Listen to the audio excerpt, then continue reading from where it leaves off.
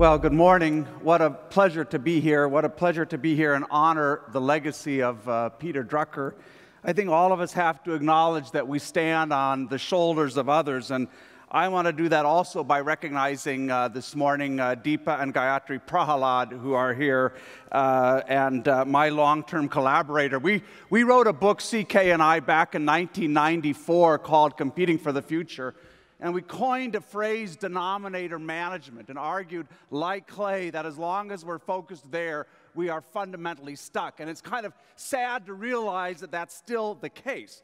And so what I like to try to do is at least provide one approach on maybe how we get a little bit beyond that problem. And before digging in, I want to be very clear that this is not just theory. I'm going to talk to you about the work, the experience that I and some very bold researchers are doing inside some of the largest and most complex organizations around the world.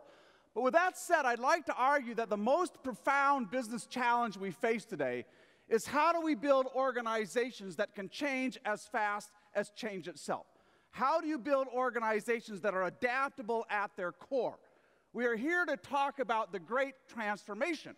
And I would guess that if organizations around the world are going to survive the great transformation in whatever form that takes, they're going to have to get a lot better at transforming themselves. Now, it's obvious to all of us that the winds of creative destruction are blowing as never before, that we live in a world that is suddenly hyperkinetic, and that most of our organizations are not up to this challenge. This is not hyperbole. We have the data. We know what's going on. We know that in industry after industry around the world, it's mostly the newcomers who are creating the new market value. We know that earnings volatility has been going up for 40 years. We know the churn rates and industry league tables has been going up. John Hagel and others have written very persuasively about this. And in that environment, the only insurance against irrelevance is to build an evolutionary advantage. Now, how would you know if you had an evolutionary advantage? Well, if you did, you'd never take refuge in denial. You'd rush out to meet the future. You'd capture more than your fair share of new opportunities. You would be relentlessly optimistic. You'd have an advantage in hiring the most dynamic people in the world, and you would change before you have to. And today, very few organizations meet that criteria. What we know is that it usually takes a crisis and a change in top management to reset strategy, to provoke a strategic alignment. And indeed, the way the most sophisticated companies in the world change is not unlike the sort of change you see in poorly governed authoritarian regimes. It's infrequent, it's belated, it's convulsive, and for exactly the same reason, there are very few mechanisms through which bottom-up change can compound. So our goal is, how could we build a self-renewing organization? Now, obviously, you cannot build an evolutionary advantage without an innovation advantage. Innovation is the fuel for renewal. And yet, I would argue, despite 20 or 30 years of rhetoric around innovation, there's not one company out of 100 that has yet made innovation intrinsic and instinctive. And if you want to validate that in your own organization, you can do it in a very simple way. Take a cross-section of employees and ask them 3 simple questions. First, how have you been trained as a business innovator? Have we made any investment in your creative capital? Number 2, if you have an idea, how quickly can you get a small amount of experimental capital and launch something new? And thirdly, are we measuring innovation, inputs, throughputs, the health of the innovation culture? Are we holding every leader responsible for that and attaching that back to compensation? And by those 3 very simple tests, there are very few organizations, whatever the CEO says, who are truly serious about innovation. And then in turn, you can't build an innovation advantage without an inspiration advantage. If you want an organization that changes before it has to, you have to give people something worth changing for. It's not by accident that Apple's profit per employee is 100 times that of its manufacturing partner, Han Hai Industries. Apple is passionate about humanizing technology. And with any industry ecosystem, share of profits is a function of share of innovation, which in turn is a share of inspiration, of passion. And there we run into an enormous problem. Today around the world, Gallup tells us that only 13% of employees are truly engaged in their work. That is a catastrophe. That is morally and economically untenable. The human capabilities that matter most in the creative economy, initiative, imagination, passion, those capabilities are gifts, and people choose every day. They decide whether they bring them to work or not, and mostly they don't. And the result of that fact is that our organizations, in some very important ways, are less capable than the people inside of them. Our organizations are inertial. Usually takes a crisis to change. They are incremental. Incumbents are seldom the authors of game-changing innovation, and they're uninspiring. That data on employee engagement hasn't changed in 60 years since Douglas McGregor wrote The Human Side of Enterprise. And so in a sense, our organizations are beset by what I might call core incompetencies. So how do we change that? How do we move beyond that? Well, one of the things we have to recognize is that we have a DNA-level problem here. This is something that goes to the very heart of our thinking, our structures, our processes, but it's at that DNA level. You can put a bra on a dog, but that doesn't turn it into Miley Cyrus, right? You can tweak, you can have an idea wiki or a business incubator or anything else. That's not going to change the DNA of our organizations. So if we're really going to solve this problem, my view is that we are going to have to kill bureaucracy. We're going to have to pull it up by its roots. Virtually every large-scale organization around the world is still run on the principles of bureaucracy. Power trickles down, strategy is set at the top, big leaders appoint little leaders, people compete for promotion, rules proliferate, tasks are assigned, managers ensure compliance. That's management 1.0. And modern management is a mashup of two things. It's a mashup of military command structures that go back thousands of years and the disciplines of industrial engineering. Management is the love child of Julius Caesar and Frederick Winslow Taylor. And that's what we're still stuck with.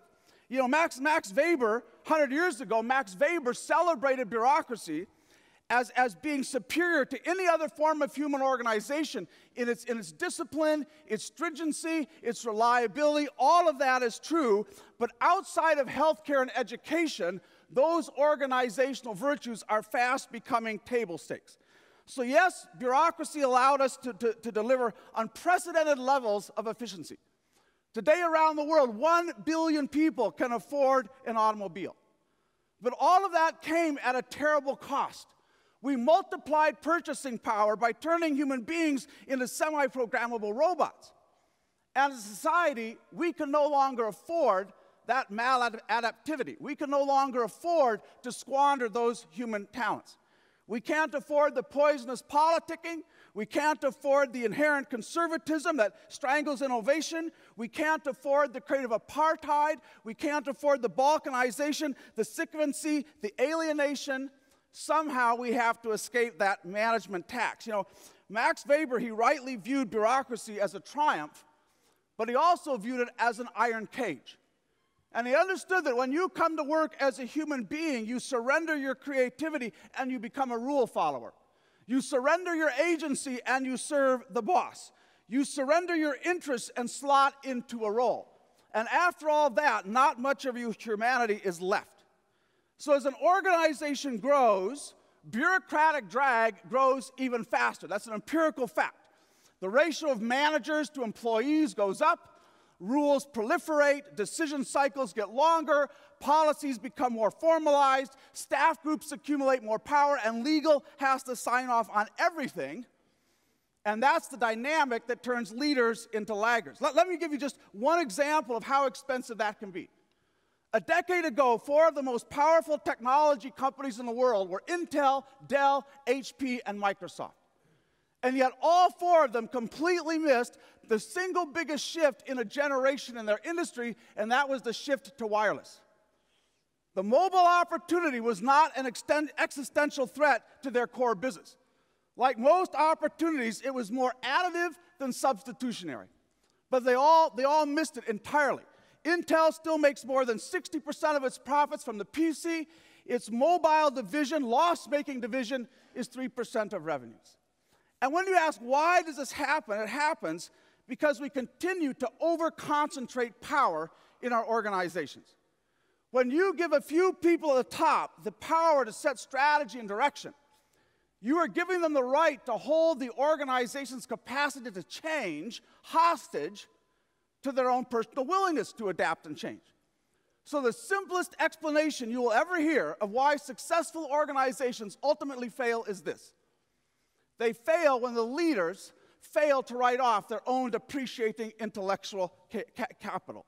And you saw that happen at Microsoft, many other organizations. Now, I've never met a leader who's a booster for bureaucracy, never. But I haven't met very many who can suggest an alternative. The fact is, most of us are prisoners of precedent. Most of us would struggle to imagine an organization of scale and complexity, of some significant scale and complexity, where there is no formal hierarchy, where there are no titles, no EVPs, SVPs, where the leaders are chosen by the led, where strategy is outsourced to every single employee, where compensation decisions are peer-based, where the span of control is 400 to 1 or greater, or to take one recent example, where an 80,000-person company is divided into 2,000 profit centers. And yet all of those weird practices actually exist. They're going on right now in some of the world's most amazingly successful companies. So why are we still stuck? So what is it going to take? I like to suggest it's going to take 4 things to finally put bureaucracy to death. 4 things. It's going to take models, motivation, new mindsets, and migration paths. And let me spend just 1 minute on each one. You know, the good news, let's start with models. The good news is there are plenty of models out there. Favi, Red Hat, Gore, Atlassian, Morningstar, Spotify. There are all kinds of organizations that are learning to manage without managers, if you will. But when you dig into them, you have to understand not their practices, you have to understand the principles. The practice alone, you can't import that. But you look at the principles of openness, transparency, meritocracy, disaggregation, activism, community, and you start to say, how do we rebuild management around a new set of principles? So that's the first, is to dig into those models. Now, to take those models seriously, you really have to have the motivation to start to change the way you lead and manage. And that motivation only comes when you finally admit to yourself that we are up against challenges that lie outside of the old management model, that we really have no alternative. We looked back over 100 years of industrial competition, and what we learned was the most significant shifts in competitive advantage came not from technology innovation or business model innovation. They came from innovation and management that fundamentally extended human capabilities. We need a lot more of that. I think the third thing is we're going to have to change some mindsets. One of the reasons it's been so difficult, we looked at dozens of examples over the last 50 years where we've tried to rehumanize work. Many of these examples were amazingly successful, incredible business results, but very few survived. They were rare and they were transient, and we asked why. Why, when you have all these advantages, do we revert back to that hierarchical, rule-driven kind of organization? And I think the answer is, as managers, we have a lot of vestigial, residual beliefs that were handed down to us by long-dead CEOs, by ego-polishing consultants, by backward-looking scholars. And so we have to challenge those toxic mindsets that people are instruments, that efficiency matters most, that emotions are suspect, that change has to be managed. So why most managers wouldn't admit to having those beliefs, trust me, they do. So we have to identify how those get played out in everyday processes, decisions, and then we have to weed them out. Thirdly, we need some migration paths. Most of the management vanguard are greenfield organizations. They were built kind of with a post-bureaucratic model from the beginning. Like Lady Gaga, they were kind of born that way. But if you have a brownfield organization, that's a much bigger problem. Now you have to retrofit a lot of that old management model. And you can't do that by going to your senior staffers and asking them to reimagine how you lead and manage and organize. Going to HR, finance, ask them to do this work, it's like asking turkeys to vote for Christmas. Not going to happen. So instead, I would argue we need a